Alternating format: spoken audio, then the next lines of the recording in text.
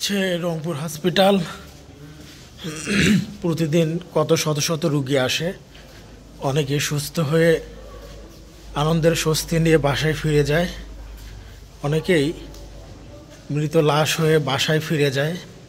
আত্মীয় স্বজনদের আহাজারি কান্নায় পুরো হসপিটাল একটা আহাজারি রোলে পরিণত হয়। জীবনকে জানতে হলে, বুঝতে হলে হসপিটালে দু একটা দিন থাকলেই বোঝা যায় মানুষের কত সমস্যা, কত অসুস্থ হয়ে মানুষ এই হসপিটালের বিছানায় কাতরাচ্ছে।